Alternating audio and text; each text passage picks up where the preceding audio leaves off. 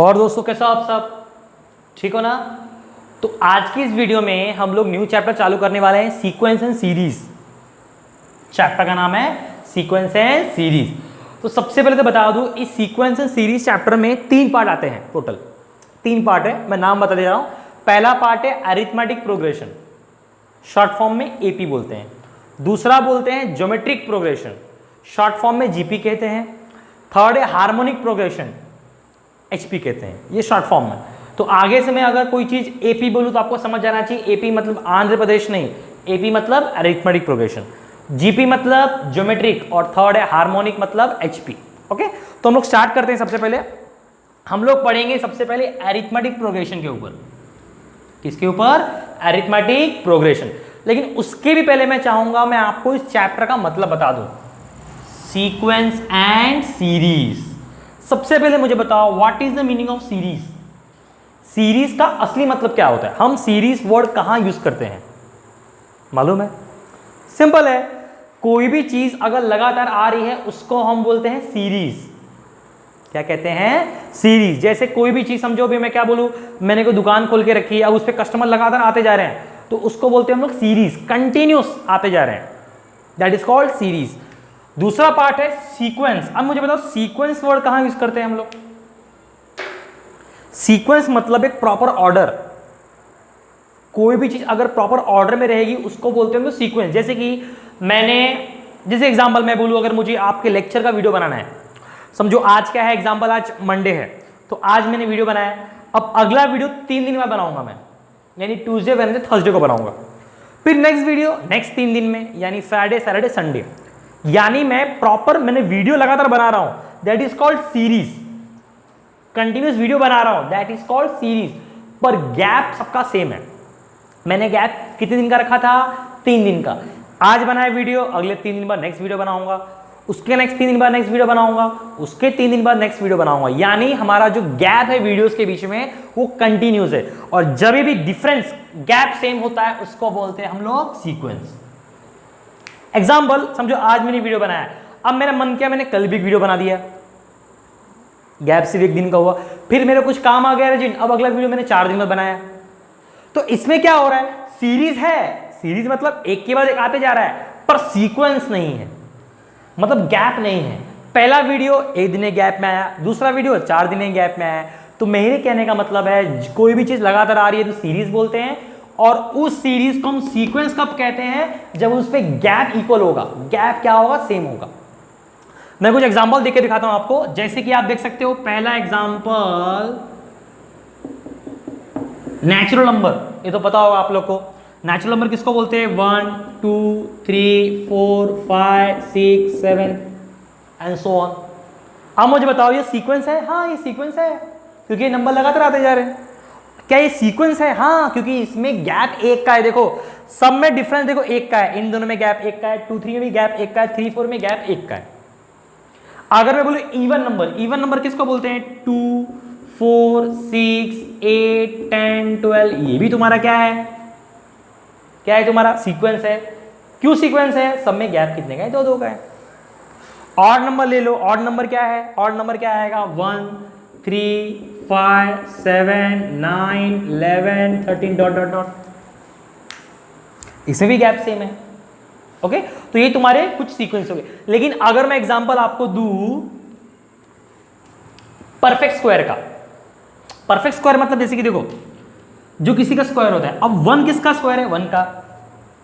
1 के बाद वाला परफेक्ट स्क्वायर कौन है? 4। 4 क्यों? क्योंकि 2 का स्क्वायर है। 1 का स्क्वायर 1, 2 का स्क्वायर 4, 3 का स्क्वायर 9, 4 का स्क्वायर 16, 5 का स्क्वायर 25, 6 का स्क्वायर 36 एंड सो ऑन। तो आप देख सकते हो ये किसी के स्क्वायर है, इसलिए इसे हम क्या कहते हैं? परफेक्ट स्क्वायर कहते हैं। अब मुझे बताओ क्या ये सीक्वेंस है? नहीं, प्रॉपर सीक्वेंस में है ही नहीं। इन दोनों में गैप 3 का है, इन दोनों में गैप 5 का है, इन दोनों में 7 का है, इन दोनों में कितने का है? 9 का गैप है, तो गैप अलग है, तो इसको हम लोग सीक्वेंस नहीं बोलते। ओके, तो मैंने आपको एक चीज समझा दिया। पहला है सीरीज, सीरीज मतलब लगातार आना, सीक्वेंस मतलब प्रॉपर ऑर्डर में आना। ओके, अब हम लोग स्टार्ट करेंगे पहला टॉपिक जिसका नाम है अरिथमेटिक प्रोग्रेशन। सुनो, 1, 5, 10, 15, 20 एंड सो ऑन। अब तुम लोग मुझे बताओ, मैंने तुमको सीक्वेंस का मतलब बताया, अब तुम लोग मुझे बताओ क्या ये सीक्वेंस है, क्या इनमें गैप सेम है? हाँ, इन दोनों में गैप कितने का है? सॉरी, गैप सेम नहीं है, सॉरी, ये 0 ले लो। अब देख लो, गैप सेम है क्या? इन दोनों में गैप कितने का है? 5 का है। इन दोनों में गैप कितने का है? 5 का है। इन दोनों में गैप कितने का है? 5 का है। सब में गैप 5 का है। This is the best example of arithmetic progression. इसको ही हम अरिथमेटिक प्रोग्रेशन यानी क्या बोलते हैं? एपी, जिसमें भी गैप सेम रहेगा। देखो, गैप इनमें क्या रहता है? सेम रहता है, उसको हम लोग बोलते हैं एपी। यहां पर मैंने एग्जांपल आपको 5 के गैप का दिया, हो सकता है आपका एग्जाम में 2 का गैप दिया हो, जैसे कि 1, 3, 5, 7, 9, 11, ये भी एपी है। क्यों? गैप 2 का है। सब जगह 2 का गैप होना चाहिए या सब जगह 5 का गैप होना चाहिए। अब आपको मतलब बताता हूं इसमें कुछ, ये देख लो। देखो, इस सीक्वेंस में पहले वाले को कभी भी हम लोग ए बोलते हैं, याद रखना। पहले वाले को हमेशा क्या बोलते हैं? ए बोलते हैं। कोई भी नंबर आए, 1 आए, 2 आए, कोई भी आए, पहले वाले को हम लोग ए बोलते हैं। ए मतलब क्या? फर्स्ट टर्म, समझ गया? दूसरा, इनमें गैप क्या है? सेम है। उस गैप को प्यार से हम लोग कॉमन डिफरेंस बोलते हैं। क्या बोलते हैं? कॉमन डिफरेंस, जिसको लिखते हैं हम लोग डी से। अब मुझे बताओ, सब में गैप कितने का है? 5 का गैप है। करके देखो ना, 5 - 0 5, 10 - 5 5, 15 - 10 5। और कभी भी माइनस ना पीछे से आगे करना है, याद रखना। आगे से पीछे नहीं, पीछे से आगे करना है। तो देखो, सब में गैप 5 का है, तो ये तुम्हारा क्या हो गया? 5 हो गया। ओके, तो याद रखना, पहले वाले टर्म को क्या बोलते हैं? ए से लिखते हैं। जो गैप है उसको बोलते हैं हम लोग common difference, denoted by D. Understood? एक दो चीज और समझाता हूं मैं आपको, जैसे कि देख सकते हो आप लोग इसके अंदर। पहले वाले को क्या बोलते हैं हम लोग? ए को हम लोग प्यार से T1 भी बोल सकते हैं। T1 माने फर्स्ट टर्म। सेकेंड वाले को हम लोग क्या बोलेंगे? T2 माने 5, T2 माने सेकेंड टर्म। थर्ड वाले को हम बोल सकते हैं T3 यानी 10। फोर्थ वाले को बोल सकते हैं T4 यानी 15। फिफ्थ वाले को हम बोल सकते हैं T5 यानी 25। तो चलता रहेगा, ये T6, T7, T8, T9, T10 चलता रहेगा। अब मान लो बुक में आपको दिया है कि ये चलते चलते 200 पे रुक जाएगा, यानी इसका लास्ट टर्म, जैसे कि ये फर्स्ट टर्म है, वैसे लास्ट टर्म 200 पे जाके इसको रुक जाना है। तो जो लास्ट टर्म रहता है उसको हम लोग बोलते हैं Tn। क्या बोलते हैं? Tn। मैं रिपीट करता हूं वापस से। सबसे पहला चीज देखो, जिसमें गैप सेम होता है, आप देख सकते हो 5 - 0 5, माइनस करके देखो, 10 - 5 5, 15 - 10 5, 20 - 15 5। सब में जब गैप सेम रहेगा तो उसको हम लोग बोलते हैं अरिथमेटिक प्रोग्रेशन। ओके, जो पहला वाला होता है उसको ए से लिखते हैं, ए की वैल्यू 0, T1 भी नाम दे सकते हो। जो लास्ट वाला होता है उसको Tn नाम देते हैं, दूसरे वाले को T2, तीसरे वाले को T3, चौथे वाले को T4, पांचवें वाले को T5। अंडरस्टूड? तो अपन एक क्वेश्चन में चलते हैं फटाफट। इंट्रोडक्शन मैंने दिया आपको, कुछ क्वेश्चन ले लेता हूं फटाफट, तो कॉपी कर लो इसको। तो नेक्स्ट क्वेश्चन है वही, करना तरीका वही है, बस थोड़ा सा अलग हो गया है। क्वेश्चन क्या बोलता है? Find the nth element. अब आप बोलोगे सर एलिमेंट कहां से आ गया? अरे भाई लोग, एलिमेंट और टर्म एक ही होता है, वह आपको कंफ्यूज कर रहा है। एलिमेंट और टर्म क्या होता है? एक ही होता है। ओके, अब अपने को nth निकालना है। अब जैसे कि देखो, आपने 4th निकाला, 11th निकाला, 60th निकाला, वैसे nth निकालना है। कैसे करेंगे? सिंपल, देखो a की वैल्यू कितनी है? 1, मैंने बताया। a की जरूरत है, a मिल गए। अब इस फॉर्मूले में किसकी जरूरत है? d की जरूरत है। अब d मैंने क्या बताया? Common difference. सब में गैप कितने का जरा बताओ? 2 का गैप है, तब d की वैल्यू क्या हो जाएगी? 2। नहीं आ रहा तो करके देखो, दूसरे वाले को पहले वाले से माइनस करो, 3 - 1 कितना हुआ? 2। ओके, डाल दो फॉर्मूले में। Tn is equal to a plus n minus 1 into d. अब इस क्वेश्चन में एक चीज गौर करोगे आप, देखो यहाँ n की वैल्यू है ही नहीं। जब 11 टर्म फाइंड करने बोला था तो हमने n की वैल्यू 11 ली, जब 60 टर्म फाइंड करने बोला हमने n की वैल्यू 60 ली, लेकिन यहाँ कुछ बोला ही नहीं, सिर्फ n तक बोला है। और जब सिर्फ n तक बोला है तो n की वैल्यू पुट नहीं करते, n ऐसा ही रहता है। हम n की वैल्यू पुट अप नहीं करते, n ऐसे का ऐसा ही रहता है। चलो पुट करते हैं फॉर्मूले में। a की वैल्यू कितनी है 1 प्लस ना n की वैल्यू नहीं है तो n as it is into d की वैल्यू कितनी है 2। ओके तो यहां क्या बचा देखो 1 प्लस, अब आप लोग मुझे बताओ n में से 1 माइनस हुआ, कितना n बचा? बताओ मुझे, कभी भी अल्फाबेट में से नंबर माइनस होता है क्या? नहीं। कभी भी अल्फाबेट में से अल्फाबेट ही माइनस होगा, नंबर में से नंबर ही माइनस होगा। कभी भी 2 एप्पल में से 3 मैंगो माइनस होगा क्या? नहीं। कभी भी 2 सेम चीज ही माइनस होती है तो ये माइनस नहीं होगा, इसको ऐसे ही रहने देना। बस करना क्या, 2 मल्टीप्लाई हो जाएगा, 2 इंटू एन कितना हो जाएगा 2n, बीच में हो जाएगा माइनस 2 इंटू 1 कितना हो जाएगा 2, 2 into n 2n minus 2 into 1 2। Okay चलो अब बताओ, ये नंबर सॉल्व हो जाएगा 1 और ये -2, 1 और -2 कितना होता है -1, 1 और -2 कितना होता है -1। आगे की बचा क्या है तुम्हारा 2n, तो ये तुम्हारी क्या है वैल्यू।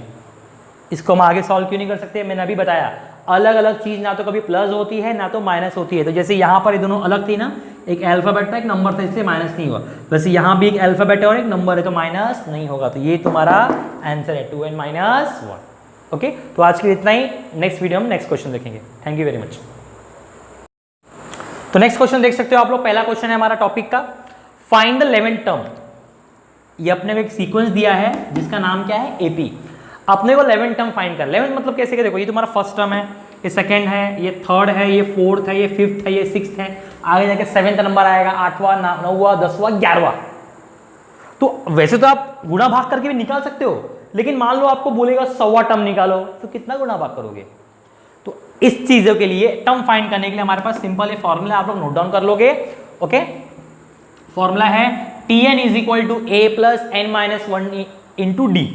इस फॉर्मूले में से हम कोई भी टर्म निकाल सकते हैं, जैसे कि यहाँ पर 11th टर्म बोला है, आप 15th टर्म निकालो, 60th टर्म निकालो, 100th टर्म निकालो, 200वां टर्म निकालो, कोई भी टर्म निकालो। सिंपल करना क्या है, देखो सबसे पहले मुझे बताओ इस सीक्वेंस में पहला टर्म क्या है a, जीरो, तो जीरो को हम क्या बोलेंगे a बोलेंगे।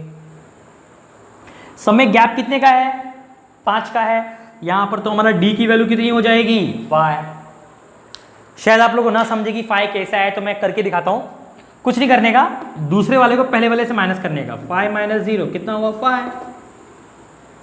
आप चाहो तो ऐसा भी कर सकते हो, तीसरे वाले का दूसरे से माइनस करो, देखो सेम आएगा, तुम्हारी मर्जी। ओके तो हमारा d हो गया।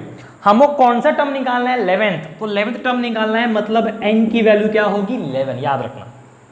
अगर हमको 5th टर्म निकालना है तो n की वैल्यू 5, 11th टर्म निकालना है तो n की वैल्यू 11, 200वां टर्म निकालना है तो n की वैल्यू 200। ओके तो स्टार्ट करते हैं। चलो फॉर्मूला क्या है बताओ, Tn is equal to a plus n minus 1 into d बराबर a की वैल्यू कितनी है 0 प्लस n की वैल्यू कितनी है 11, तो यहां आ जाएगा 11 माइनस 1, n की वैल्यू मैंने 11 पुट की -1 इंटू डी की वैल्यू कितनी है 5, तो इधर इंटू आ जाएगा 5। a की वैल्यू 0, n की वैल्यू 11 -1 इंटू डी की वैल्यू कितनी आ गई 5। इस तरह भी कुछ था ना, क्या था t n के लिए तुमने क्या पुट किया 11। सॉल्व करते चलो, 0 गया भाड़ में, बचा क्या 11 माइनस 1 कितना बचा 10, 0 चला गया कोई वैल्यू नहीं है। 11 माइनस 1 कितना बचा 10 इंटू 5, तुम्हारा वैल्यू कितना आया 50, तुम्हारा 11 टर्म कितना निकला 50। सिंपल, इतना कॉपी कर लो, नेक्स्ट पे चल रहे हम लोग। ओके एक और टर्म मैं निकालता हूं, ये समझ गया आप लोग, कॉपी कर लो मेरा वीडियो पॉज करके। अब अगर मुझे बोला गया कि मुझे निकालना है 50th टर्म, सेम प्रोसीजर है, फॉर्मूला है टी एन बराबर A plus N minus 1 into D. N की जगह 50 आ जाएगा तो टी क्या हो जाएगा 50, ए की जगह 0 तो हो जाएगा 0, एन माइनस 1 मतलब कितना हो जाएगा 50 माइनस 1 इंटू डी की वैल्यू कितनी है 5। 0 गया भाड़ में, बचा क्या 50 माइनस 1 कितना हुआ 49 इंटू कितना 5। अब मल्टीप्लाई करना आना चाहिए, कितना होगा 5 इंटू 49 कितना होता है 245, यानी इसका 50 टर्म कितना होगा 245 होगा। सिंपल, इधर कॉपी कर लो, नेक्स्ट क्वेश्चन लेते हैं।